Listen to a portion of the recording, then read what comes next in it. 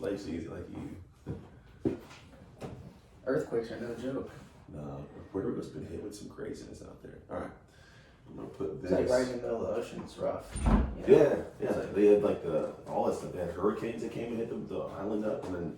But I think he lives on a resort out there, a really nice, expensive one. So they always, it's like in a perfect area. It's amazing. So, Sounds familiar. Brandon Bouchard. Is that like? Yeah, Bouchard's there's like Brendan, and then you have like Dean Graziosi. Like it's like Tony Robbins and like Brendan, and then like Lewis and Dean and Trent and all these other guys.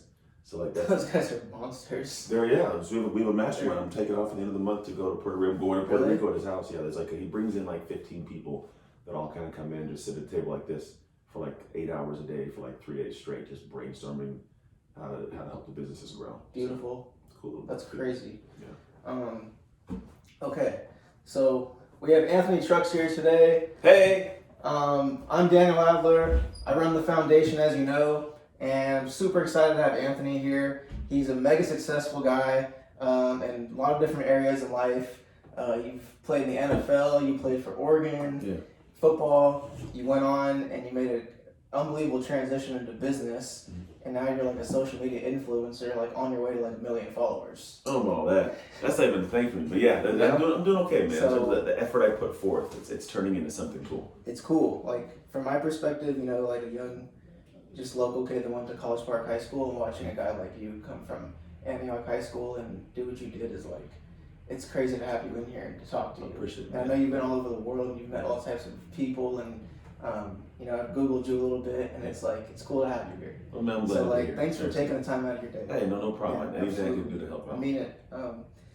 So we're gonna start off talking about some football stuff, some training stuff, and then we'll get into your life as of now, cool. As an influencer and as an entrepreneur. Yeah. And then we'll just glide. Let's go, man. All right. Easy. We're recording. Everybody's recording. It's recording. We're good. Did the sound spike. They do that. Perfect. Yeah. So you went to Oregon. You were an Oregon Duck. Yeah, still am an Oregon Duck. You still are an Oregon Duck. Always. How was the recruiting process from Antioch High School to Oregon? Man. How did that happen? So I had a weird little situation story. So I Antioch wasn't highly recruited back in the day. I think before me, the only person prior to that was like maybe Newberry, I think at the time. So I'm talking about almost a 10-year, like a decade gap between anybody getting recruited. So what happened was a guy across town that went to Deer Valley named Chris Hurd. Chris was a quarterback and went to Washington State. So Chris came back one time, maybe I want to say I played against him my junior year, his senior year. He came back in the offseason and needs somebody to throw the ball with. One of the coaches local was like, hey, this kid in Antioch can throw the ball a little bit. So Chris picks you up, we go to Piedmont High, we're throwing the football around. Chris like, hey, you can play. I was like, yeah, man, I'm okay. So I did my thing, and I guess he went back and told the coach at Washington State, there's this guy that you should check out. So the coach at Washington State, I guess they got some film. They actually requested film from my coach, set it up, looked good, and then they flew me out for a workout. Or not a workout, sorry, NFL's workout. They flew out for like a visit. Mm-hmm. So I get flown out for this visit, and whenever you get flown out, like it goes in this wire, we'll call it. So all the colleges get to know of what other schools are bringing in for athletes. So all of a sudden, my name pops up. Sure. And then next thing I know, I've got other schools looking at me and asking for film, and just kind of rolled. And so it was actually somebody else, I think, that got me this, I guess the entrance into the world. And then it turned into every school saw who I was, saw my talent, obviously, and then came and started offering like actual scholarships, not like just letters, because letters are one thing, but actual scholarships. So I'm getting stuff from every Pac-10 at the time school, the Hawaii's, as far as Nebraska, Michigan, Utah's, like a whole bunch of schools. It was cool. I still have the letters in my house, in my garage right now.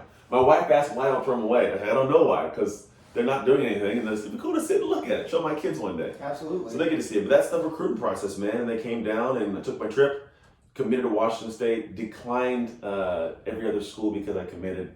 Oregon wouldn't let me go. They would not. It was Nick Aliotti. I do not believe that he probably followed the rules. Who knows? But he just would not. Every day getting messages when he could. And he just like, you got to come check Oregon out. So I finally got to the point of sheer frustration. I was like, I'm going to go to shut you up. Like, I'm just going to go. And at the time, Coach Ball was at Washington State. He had visited. He's like, hey, he took me to pizza at Straw Hat in Antioch, when it used to be Straw Hat downtown. He's like, I told him I'm going to Oregon. He's like, don't go. I was like, I'm just going to go. He's like, all right, well, let me know. And I was like, I'm just going to go. I'm not going to go there. I'm going to Washington State. I'm just going to shut them up. And no, I went up there. I was like, all right, I got to go. It's Oregon. If you see this place, oh, beautiful. And yes, that was the story, man. Came home, decommitted from Washington State, committed to Oregon, and the rest was history, man. Those Phil Knight facilities got you? Well, at the time it wasn't even Phil Knight. Oh, Like, really? well, no, sorry, it wasn't the facilities. At the time, they had just built the other side of the stadium, rebuilt one side. They hadn't done locker rooms. They hadn't done the Mashofskis. They hadn't done all the build out of much. So I got there before all these crazy changes took place. What it was, however, was that a lot of guys that were there were from my area. So I got partnered with Demetrius Williams. So he's like my, they call him like your host when you go there. So he was my host. Took me around, met like Ramon Reed, all these guys that are from the Bay Area. So it's like if I want to take a trip home, it's closer to home. It's not actually snowing all the time, and I got a lot of guys I could carpool with. Sure. And so kind of like that instance, that feeling, and then I think it's obviously the way they talked to me, what they told me. To be honest, Nick told me, he's like, hey, because I was a receiver and a defensive player at the time, and I wanted to play receiver. You played receiver? I did in high school. I was the first team all league, bro. I was great. I got offers from USC to play wideout. Damn. Yeah, nobody knew. Nobody knows this. Now you know. I played linebacker. Receiver. So I played receiver, and he's like, when you come to training camp or fall camp, you can be either receiver or linebacker. Try a week at each, and whatever you choose, you can stay there. Never saw receiver. My junior year, we're at a meal line before a game, and Nick Allen walks up and he goes, "Aren't you glad you didn't play receiver?" I was balling. I was like, I didn't hear anything about receiver for 3 years. Recruiting. Got signed, nothing for 3 years, and he brings it up. That's funny. Like, wow, it was hilarious. My mom my mom passed, but before she always was like, I wish he would have let you play receiver. Right. It's always fun to score touchdowns. But it is fun. So that was my weird recruiting journey. That's great. Did you play with Marcus Maxwell? I did, man. Really? Yeah, I played with Marcus. He ended up, I think when I was in the league, I was playing with the Redskins when he was with Baltimore. He came back. I think he was working at an Equinox or something as a trainer. He trained me. Yeah. He trained me Really? for 2 years. Oh, what a crazy small world. That's dope. Marcus taught me a ton. Yeah, he's a really good dude. Me and him used to carpool back and forth. I think at the time he had his girl he's still with. Yep. Jennifer. Jennifer, yeah. So we used to go back and forth a lot. I think we took a trip down together and my car broke down when he was with me. And Nick Stites, who I think is from Banning, something locally up at Fresno or something, he's what picked us up on the way home and drove us the rest of the way. Wow. Yeah. That's a good story. I got a lot of them. Dude, that's cool. That's a good connection. Love Marcus. Okay, how was your education in Oregon? It was good. Yeah. Well, I think for me, the thing that I've always been like a learner, I didn't skip class. I think in all my 4 years, I might have missed 2 classes. And I probably shouldn't even have missed them. I think it just was like bored and didn't feel like going. But that's it, all 4 years. But for me, I always had this desire to just pay attention and learn. I like stuff that intrigues me. But if I didn't pay attention, I wouldn't lock it in. So I didn't do much homework. But I'm the kind of guy that if I sit and just listen long enough, I'll get it all. It all locks in. You'll pass. So I would pass tests, no problem. Yeah. Like I'd sit in class, listen. I would do some of the study guide stuff, and I would just pass tests. And I'm not saying I got passed with A's. Like I got some B's were good. Most of the time it was like a C, to be totally honest. But I passed, and I was like, yeah, C's earned degrees. I had no aspirations of going to graduate school.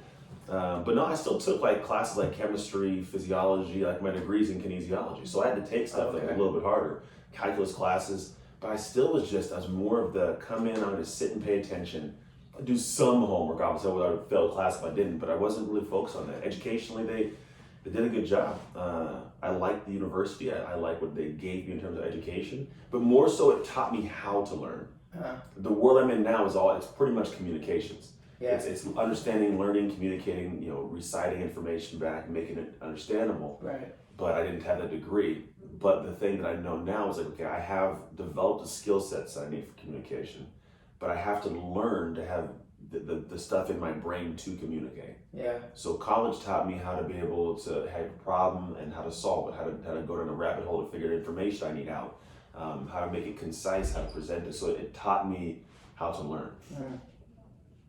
That's great. How was your training in high school?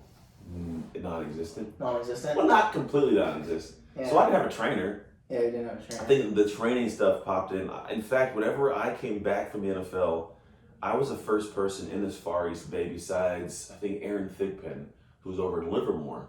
I was the first person on this side of either hill, like on the other side of, the Kirker Pass area and the other side of, what is that?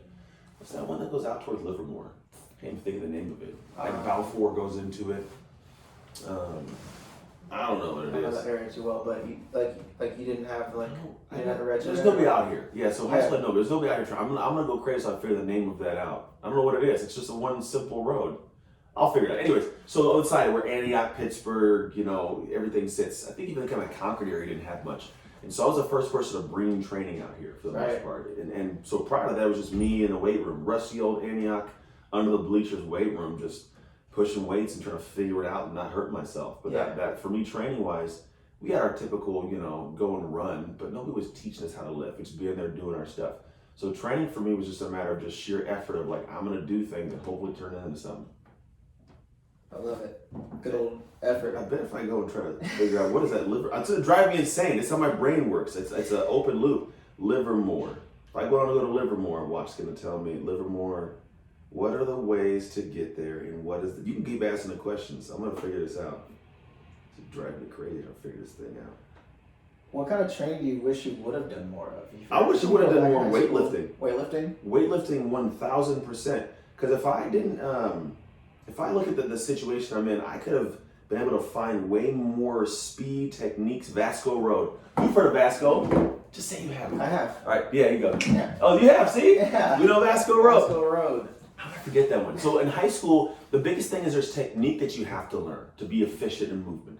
How to not waste effort and energy. So this is like, I spent a decade learning and teaching as far as like Russia in this industry. Yeah. And what I found was there's specific biomechanic patterns that would help a person be more efficient. Where my foot should be when I want to turn and cut and change direction. If it's a T cut or a toe cut or a hip turn cut or whatever it might be. And so what happens is if I want to teach a kid this motion, I try to force them to do it. But the problem is if their body doesn't have the strength to adhere to that motion, I can't get them to do it ever. So they're going to do like lock leg stops because their muscles aren't strong enough to decelerate to redirect. So what I found is like, man, had I learned, and these things matter because if it's a game, I can be quicker in and out of a cut to make the play and catch the ball or make the tackle. Then I'm the star. It makes me more confident. I take more shots. I climb and climb and climb. But if I go out and I have no strength and that guy or girl cuts and I miss them, now the coach yells at me and I feel bad. Confidence drops. I don't make more plays. I'm just a loner. And these little things matter in the moment, right? So if I go back in time, if I was stronger, like I could have made some of those cuts, got the touchdowns, not get tackled on certain things, won that game, go to the playoffs. These little things that matter. Strength. All tied to strength because strength allows my body to adhere to the movement I need, which can make me more efficient, make me have a better skill, make me make more plays. I totally agree. I think that's great. It's a lot that goes into it, man. It's strength is like the root, right? Like, the root of it all. And I'm not talking like, bodybuilder strength. That's not really strength. That's hypertrophy. It's like muscle size. You can actually, as a matter of fact, the Nike, like the head trainer for Nike, who actually trains a lot of the track athletes, had a really great podcast on how he structures and designs strength training. It's a lot of it's all concentric, no eccentric. All lifting, no dropping, no lowering. He doesn't want to gain any mass. He just wants to gain strength. So for his track athletes, he'll have them be able to deadlift with a hex bar deadlift because it's more in line, obviously. He'll have them deadlift 3 or 4 times their body weight. He's trying to. Like I think the girls, like there's girls in there that are $150 who are hex bar deadlifting like 400, 500 pounds. Wow. But they'll stand up with it and drop it every single rep, just to stand up, drop it. Because if I go down, time under tension, the micro tears, the muscle grows. He doesn't want any muscle growth. So all concentric, explosive, stand up with it. Even if it's heavy and slow, but stand up, drop. Every single rep. I'll get the link to you. But it's a very good podcast. I'm listening to it after my training days. Like, you hear that, but you don't grasp how people are using it. Yeah. That's like what power cleans, like the power clean to catch and drop's good. Like to get the power up, catch it, but then like don't do a squat with it. Yeah. Because we think it's great. Football players is great. You develop mass, but if I don't need mass, I don't want my athletes squatting with it afterwards. I want the strength of it. So track athletes who are sprinters, soccer players, as much sheer strength and then explosive with no lowering is better for them to be faster, stronger, and more efficient. Because then I have the strength I need without all the extra size. Wow. I gotta get that podcast. I got you, bro. So it's about the sarcomere size. If you're like a physiology base, you have like your active myosin that climb for the muscles. You have the sarcomeres. Right. And the thicker those are, obviously the cell size, you can't get more cells, but the size can grow. The thicker it is, creates more mass. I'm heavier, so like my weight to strength ratio is different.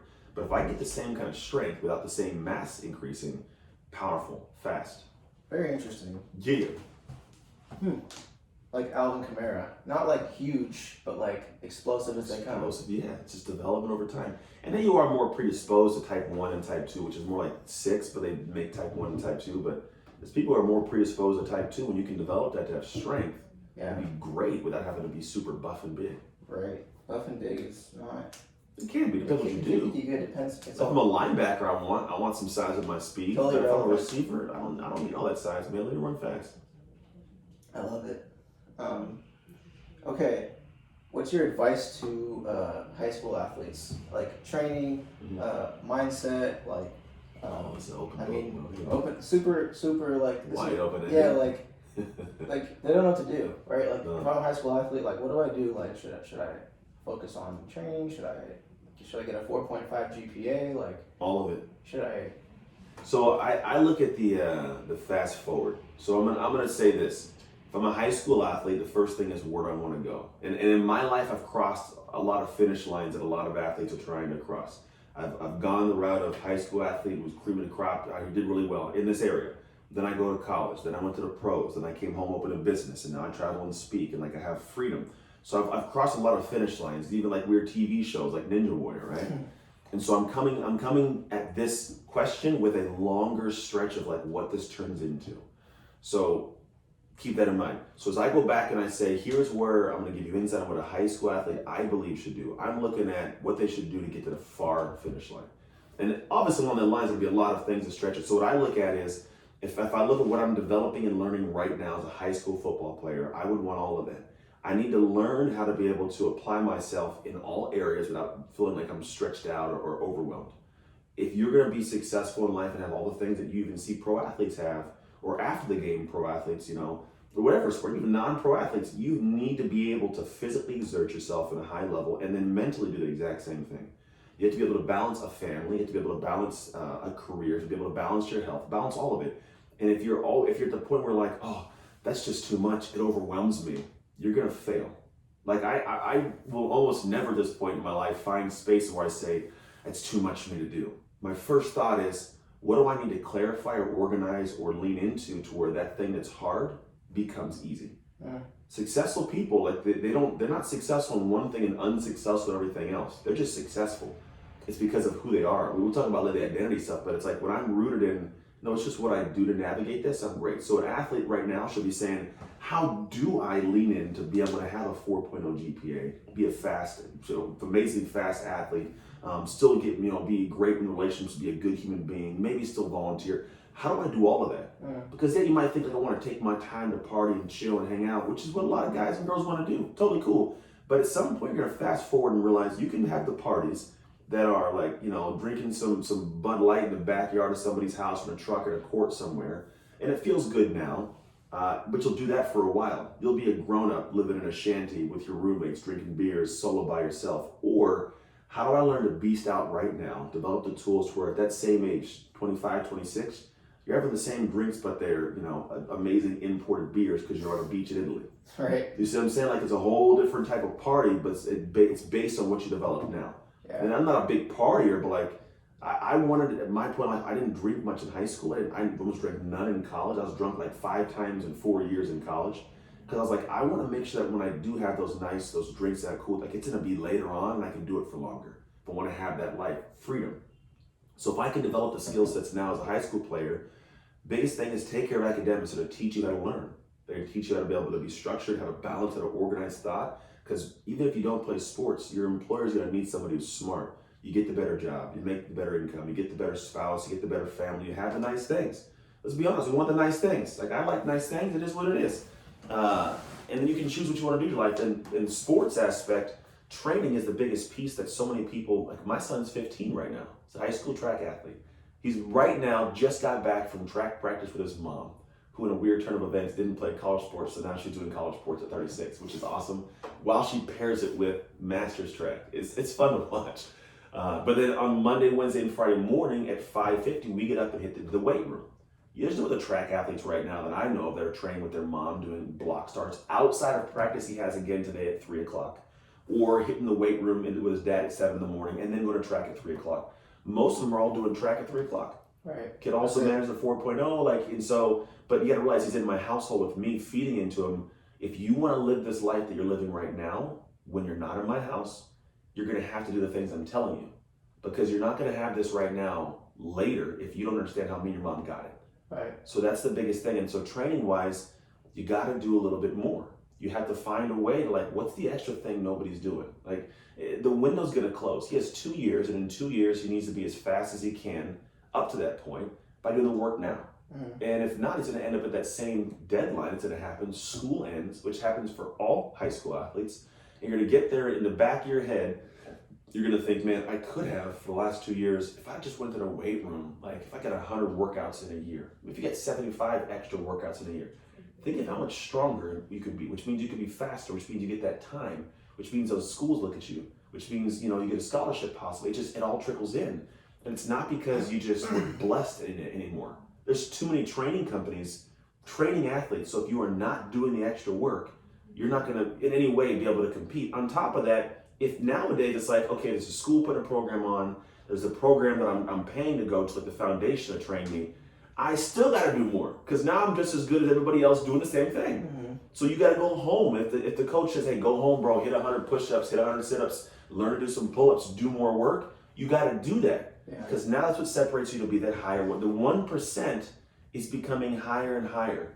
It's just getting pushed farther out. And the way you get into it is you don't look and say, yeah, I'm doing training at school and I'm doing with the coach. It's just a lot, and I'm doing homework. You say, okay, I'm doing training at school, doing it with my coach, my extra coach I'm getting work with, I'm doing school. What more can I do? Right. That's how successful people think. Yeah. And if you sit around these people that are higher level in the world, like I'm oddly blessed to do now, they would laugh at the excuse that I hear from the guy at the coffee shop. Yeah. When I'm talking to a guy and he tells me something, and I'm like, in my head, these guys would laugh at you and walk away. Like, I get what's going on, so I'm just, okay, cool, and I try to stretch their brain a little bit. But the successful people in the world at all levels, when they say like hardest worker in a room, people don't comprehend what that means. Like, they don't, when you sit and watch how people tick, how they operate, it would disgust you, the level of what they do. And so if you're trying to be a high school athlete who wants to be successful, don't look at success for the future by starting it now.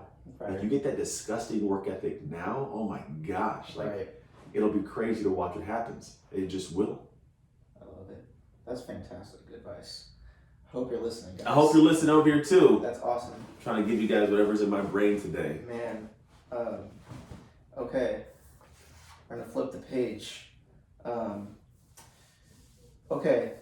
In the NFL, it's crazy, right? The NFL. I hear stories that the NFL is just a crazy place to work in. It's an interesting environment. It's a very volatile, stress-filled environment. Yes. Yeah. Tell me one story from the NFL that you can remember that was like, damn, like the NFL's different. Like maybe a crazy athlete. I got two of them. One involves me and one involved those situations. I mean, you got situations where there's always guys that I got three then. My rookie year, I come in and there's a guy that is Ryan Neese. Good dude, don't get me wrong, good guy. And I get this. I can say good guy now. At the time, I didn't like this. But I'm learning the plays. I'm trying to figure it all out. I didn't go to OTAs, just came to training camp. So now I'm trying to figure out how this all works. And I go in for a play, and I'm like, hey, what happens on this one? And he tells me what to do. Cool. I go in, I do it, I get ripped. Now, we had just learned it. I just forgot it. He gave me the feedback. He purposely gave me the wrong feedback so I would mess up. Why?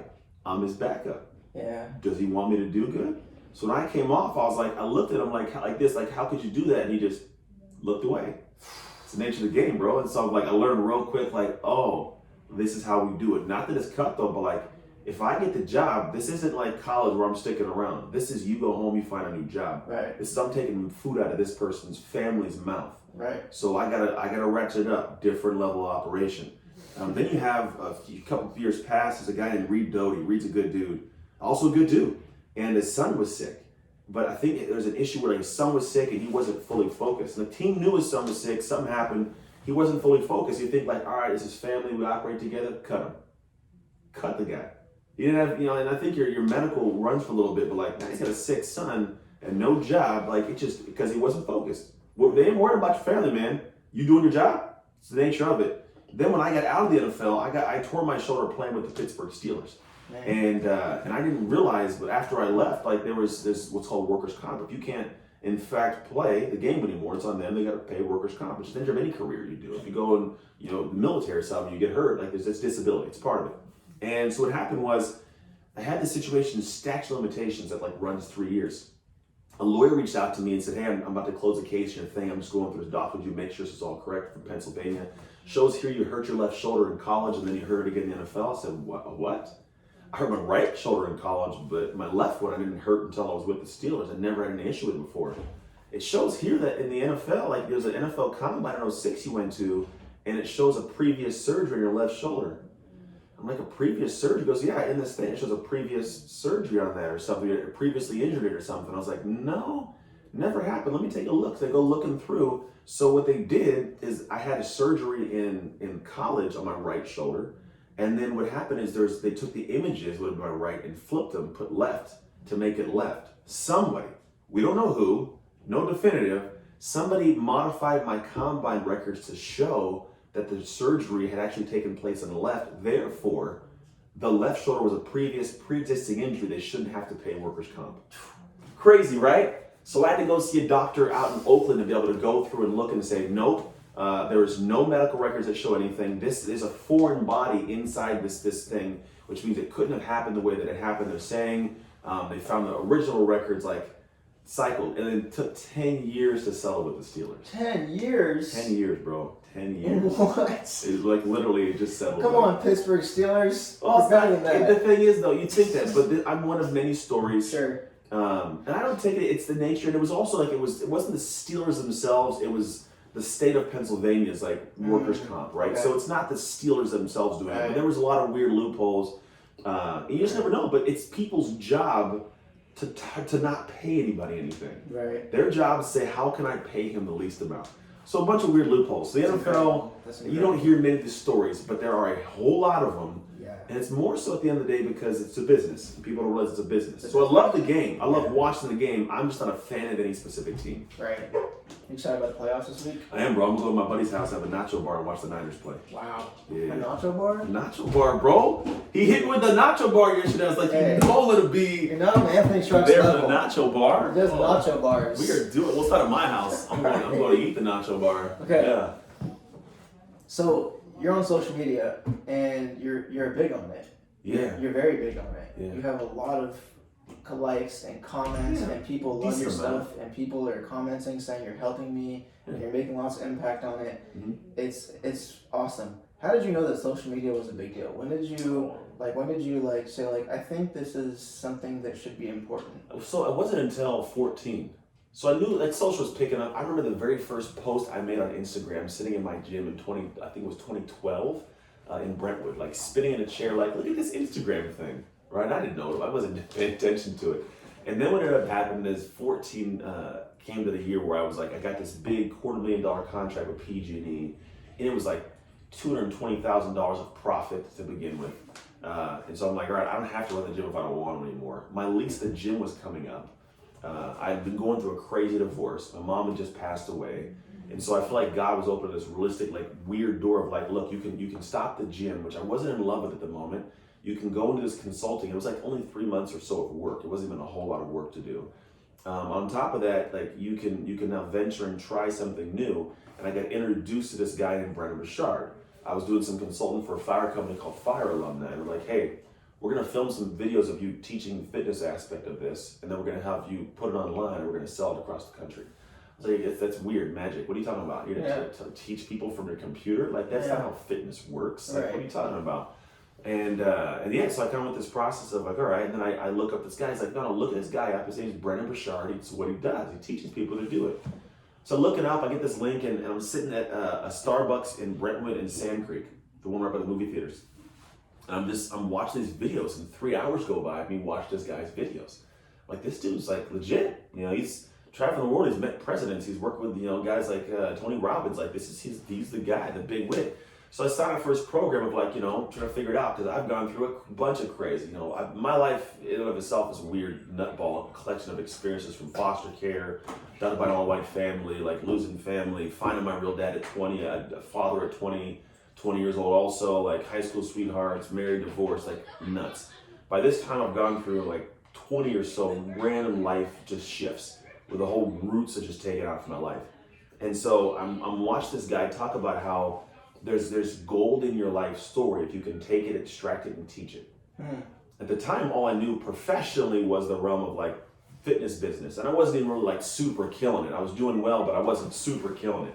But like there's something to my life that I felt could be, taught to somebody or in some way extracted and like, oh, I know how to get over that problem because Anthony taught me because Anthony went over it. So I kind of was easing in and figuring all that stuff out, and the next thing I know, I enter into this world, and he has these events. He does live events. One happens to be in Santa Clara.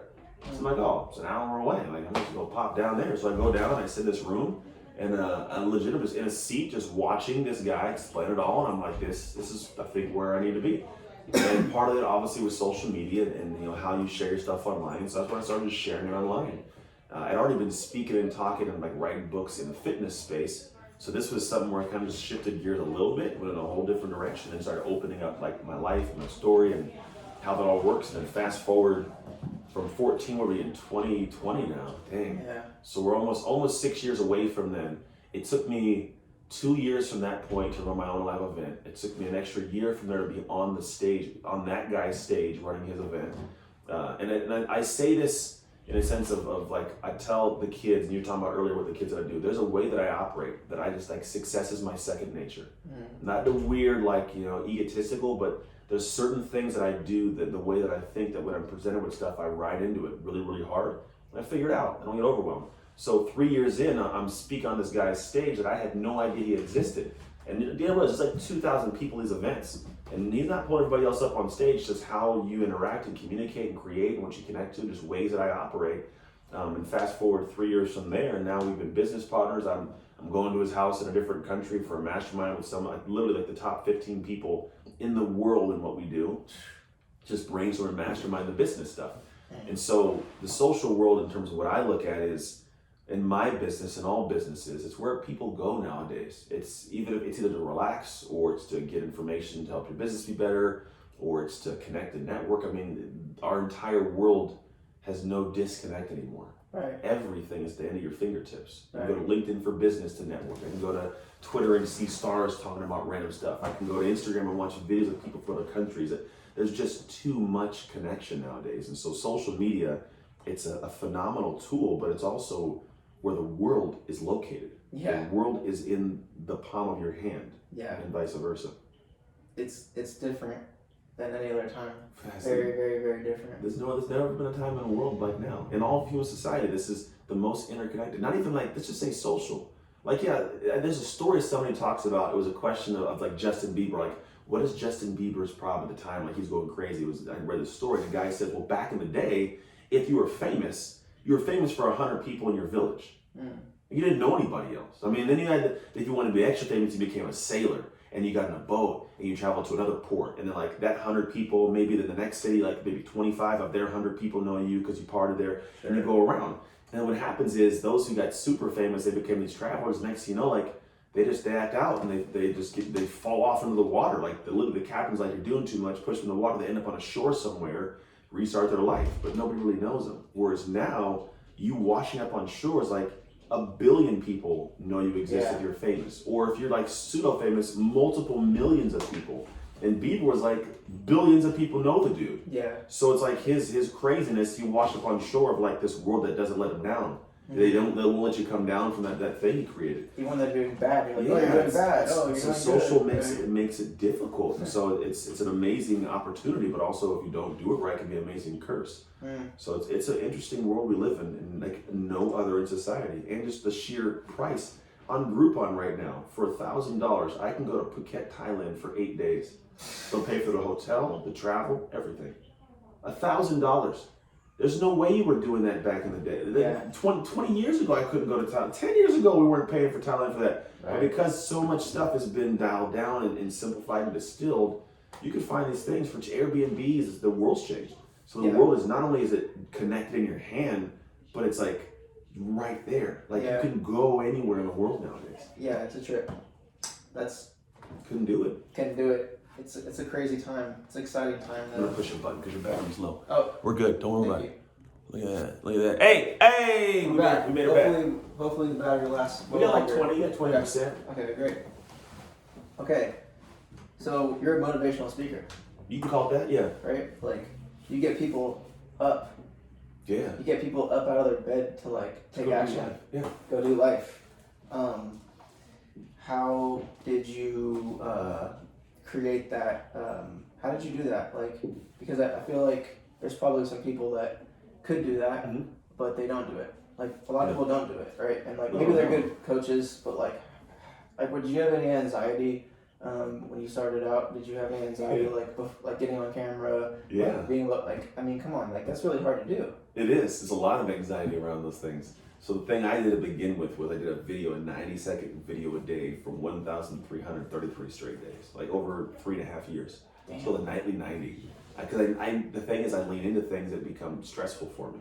So at first it's like, all right, I want to motivate people, but I don't know what to say or how to say it. I don't know how to come up with ideas. I don't even know how to talk on camera, let alone get to a stage yet. How do I learn to talk without having a script or a structure or a flow? How do I take a thought and communicate it? I was like, well, I just gotta practice it. What's the best way to practice it? In front of a mirror every day, or put it out for the world to judge me and give me feedback and just do something. So I started it without having any aspirations of it being amazing or great, just putting it out there. And so I did. So I practiced for 90 seconds a day, just doing a video off of a random concept in a room. I would legit just look around a room and grab something and like, all right, I'm gonna talk about those 4 water bottles over there today. And I would just go through the 4 water bottles and I would say, there's 4 water bottles right there right now. You have a green, a yellow, and a blue one. There's also the silver one. At the end of the day, they look the same, they operate the same, but one of them's a little bit shinier than the rest of them. What does it do? How does it stand out? What's different about it? It's unique, it shines. Why don't you shine? Shine the water bottle. See what I'm saying? Yeah. So I just looked at this thing in the room just now. But now I got to the point where I was like, how can I take a concept and make something now to give to the world? So I started solving that thing. The more I could do that, this starts off with, I don't know if they're gonna like me. What if they don't? What if they judge me? What if somebody says that your stuff sucks? Which happened, and it happens. And then after a while, you're like, all right, I just gotta get better. I can't get to the point where something I wanted to do, I stopped doing because I'm presented with the fact that I'm not good at it and it hurts. It's like walking into a room and it's really, really cold. I'm like, oh, this room's really, really cold. I'm gonna leave because I don't feel good in that room. Same thing for people. They want to try something new. They walk into a room and it's not warm and inviting right now.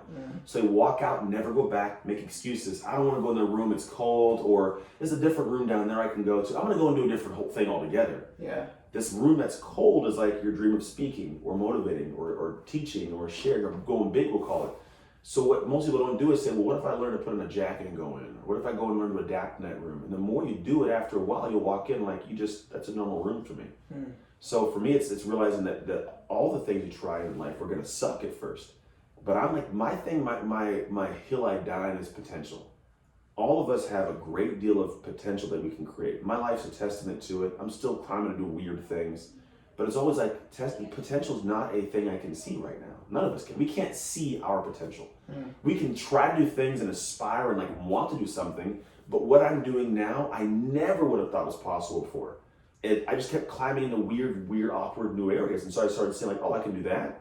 I can do that. Oh crap, I can do that. In the weight room, same thing. Someone could have a potential to be a lot stronger, but they may think like, I can never bench 350. Yeah. But they just keep leaning in and getting stronger over time. It's like, oh damn, I got that. Yeah. And you move past it. Yeah. So the same thing happens in life. So for me, when people get that anxiety, it's go back into the room of the area that showed you that you weren't very good right now and learn to adapt to it by getting better, getting a skill set, bringing different tools into it. And after a while, that thing that became stressful or that was cold feels warm and comfortable. That's how life works. Amazing. I love it. I don't know if I answered your question. This is great. No, you did. All right. You for sure did.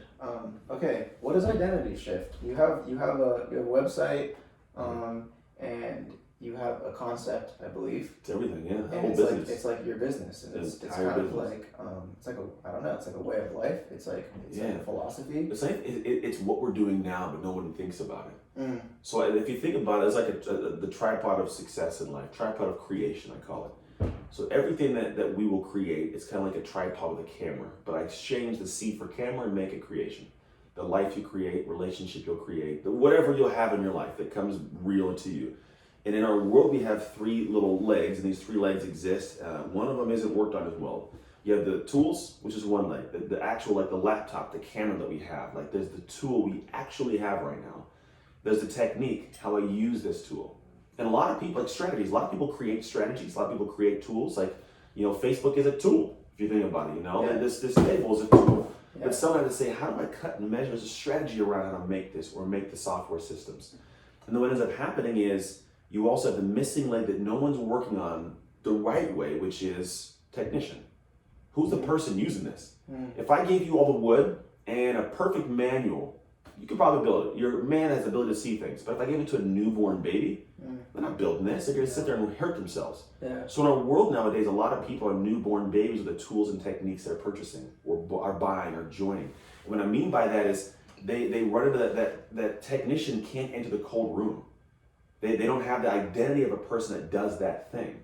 Like, so for example, if I'm a person, when I first started in business, I didn't like letting people know I wasn't doing well or asking for help or proactively cold calling people. That's not who Anthony is. I don't do that. I'm dope. He's playing NFL, right? And then I was tanking in my business. Couldn't build the business, couldn't create the business. And then I realized, well, I had the gym, I had the know-it-all, like I had the mindset, but the technician wouldn't do the work necessary to grow it. I needed to make the calls. I needed to go and hire. I needed to go train. I needed to get more people into the business that could help me grow the business. It needed to not be all about Anthony. The technician wasn't capable of doing these things. And so what ends up happening is I look at people's identity, and your identity is like your autopilot. It's who you are. We're not thinking about who you are. It's the things I naturally say, naturally do. It's the way that I get overwhelmed. It's when I get to the point of saying that's too much. It's part of who you are. It's an inset piece.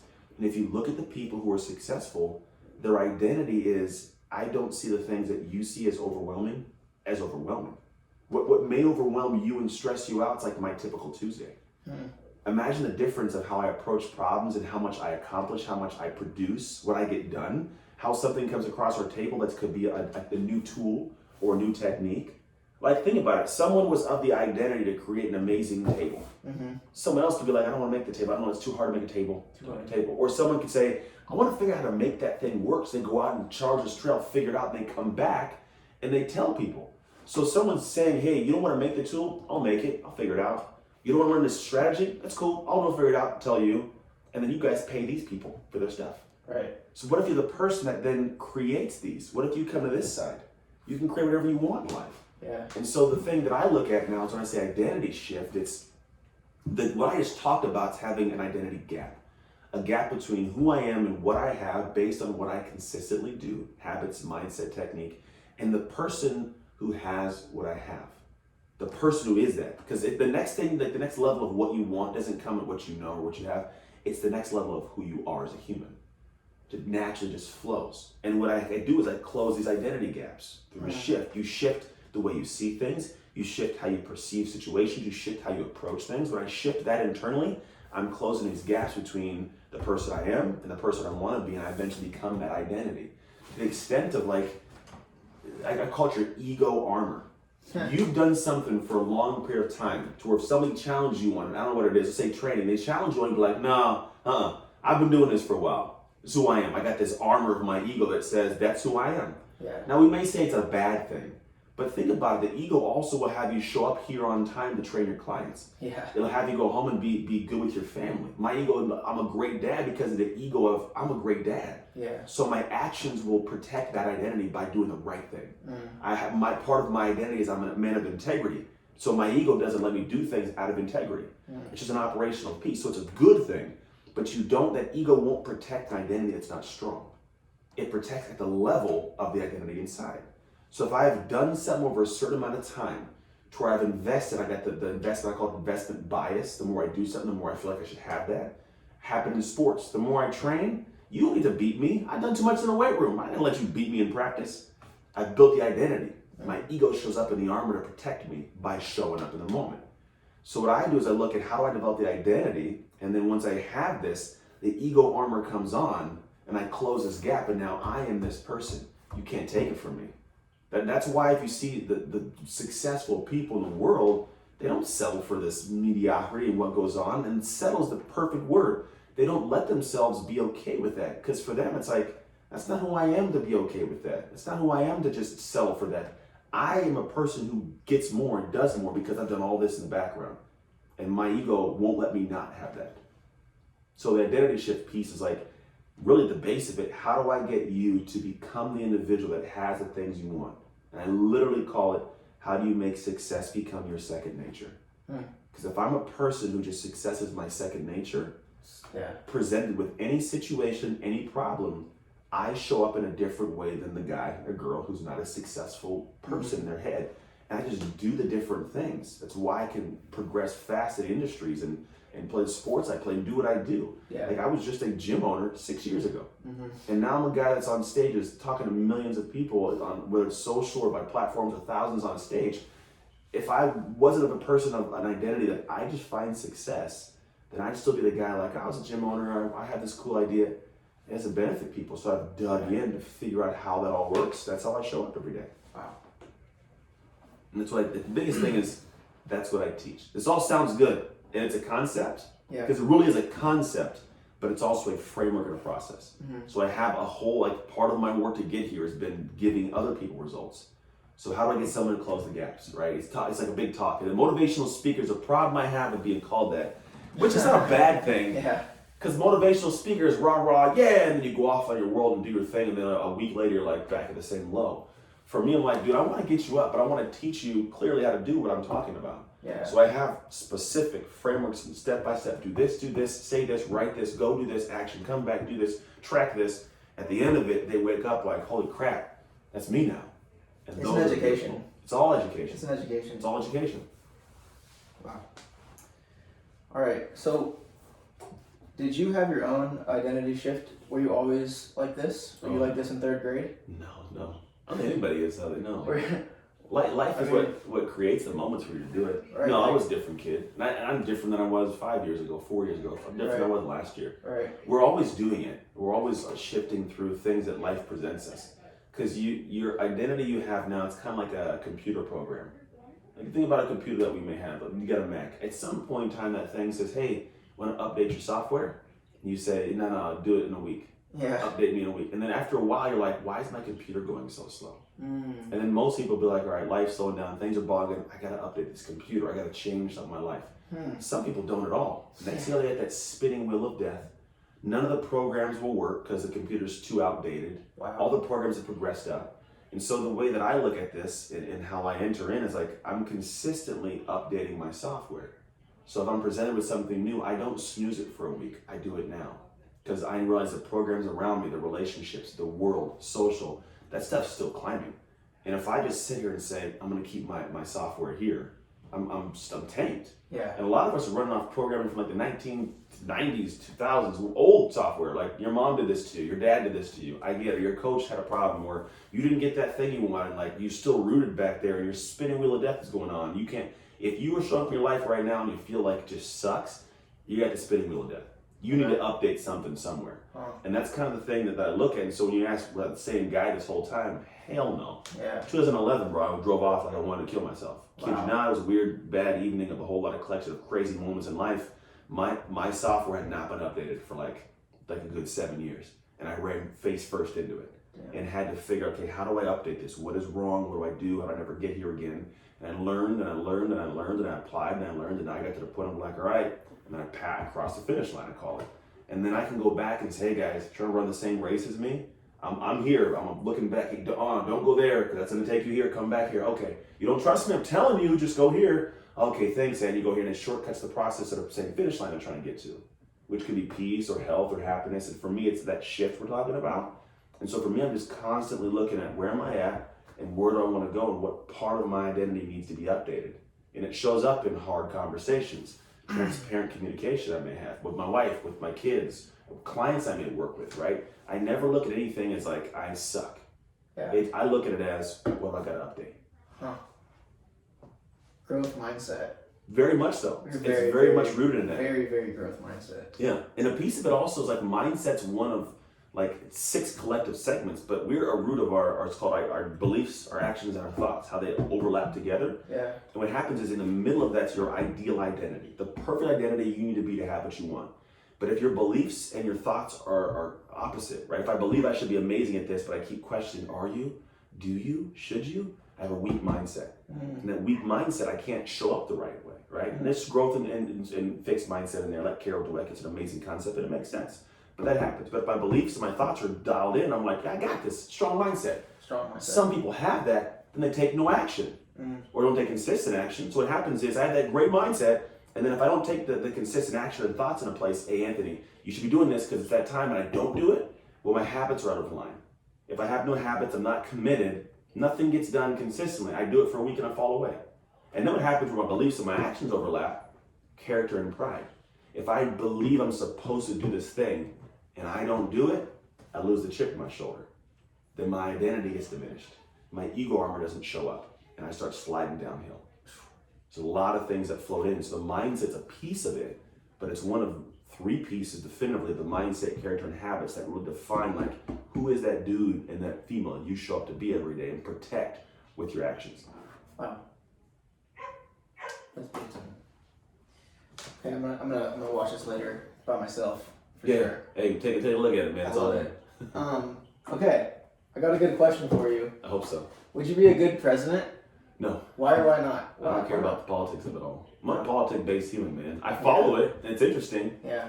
But there's a lot, and also, I'm not going to broad stroke and say that all politicians have to lie, but I have too much integrity to let certain things ride. I would lose sleep. I lose sleep now over things that I may be questionable about. Like, I don't operate in a gray area as a human. Like, it's black or white, it's bad or it's good, and I do good and I don't do bad, because what you do in the dark comes to the light. So if I had to be a politician and try to deal with a system that's already awkward and weird and it shows up as being weird, man, I couldn't live in that. So I live my life in the outside. We all have different purposes. But I think the politicians need to be in place. There's some people, I'm not saying that politicians are all bad. I'm saying some people can sleep with different decisions knowing that, hey, this is a greater evil than this evil. Like they can choose which one's the lesser evil, and that's okay. I don't do well with choosing any of the evil. So people that can do that, we need them in place. We need certain politicians. And even the crazy ones, they have a place. Trump has a place and a purpose. Yeah. He's not like a guy that I voted for. I didn't at all. I still think it's kind of it's weird that the president does what he does. Like it's odd that the guy chooses to like tweet and talk and say the things. It's just like, it's not a classy human. Yeah. But there's a purpose for what he exposes that we can now work on. Whether it's the segregation in society or things where race becomes a conversation again that we thought was all gone. Hey, we got a black president, right? But it's never been gone. So you have these things that he brings to the forefront. So it's like there's always a silver lining. All bad has good. True. So, but I mean, yeah, I'm not knocking politicians, but I wouldn't be a good president. I wouldn't want to do it. If I don't want to do it, I'm not going to be good at it. That's awesome. I love that answer. Okay, I have a selfish question. Yeah. I want to train for American Ninja Warrior. Do it. How do you be good at this thing? It's like the craziest thing. Like, what do you advise I do? Like, you gotta go to Apex Movement. Apex Movement, right? Go to Apex, man. I gotta work my fingers. There's a lot. And talk to Brian. Brian's the guy you want to talk to. Okay. Yeah, he is Brian Kretsch. He's a solid dude. He'll teach you what you gotta learn. Okay. And a lot of this body control, grip strength, it's very technical. Very technical. More than I comprehended. Yeah. Like positioning of bodies, and then the same strength ties into what technique can I hold and not hold. It is no joke, man. No joke. But it's anything else, you spend time doing it, you'll figure it out. Yeah. It's kind of cool. It's fun stuff for sure. That's what I'm gonna do with it in 2020. Maybe do it like twice, 3 times a week. Hey, seriously, you'll be fine. Okay. Seriously, you'll be fine. All right. That's the end. Yeah? That's sadly the end. Hey, it's okay. I want to ask a million questions, but I don't want to keep you too long. Oh, that's all right. But that was really great. We'll do a recap at some point. Yeah, that was great. Thank you. Very welcome. Thank you for your wisdom. Yeah. Thank you for your dedication to humanity. Hey, man, no problem. You know, like people like you make the world go around. I feel like. Yeah, I try to say to you, man. So, I wouldn't have nothing that would be a benefit to the world if I didn't have people that enjoyed it or found benefit in it. And I don't know anybody needs. I'm just saying what's on my brain, and hopefully it works for them. So, and I honestly I found this to be true. Things I say, everybody hears differently. Yeah. So I at this point, I just talk and I don't exactly know where it's supposed to go. Huh. Because at the end of the day, I can say I've said something and heard 5 different perspectives of what it meant. And none of them were mine. None of them were the same as mine. So I was like, great. I'm just going to say things because everybody enjoyed it, but they got something totally different. So at this point, it's like, I'm just going to show up and hopefully cool people show up and enjoy it. That's beautiful.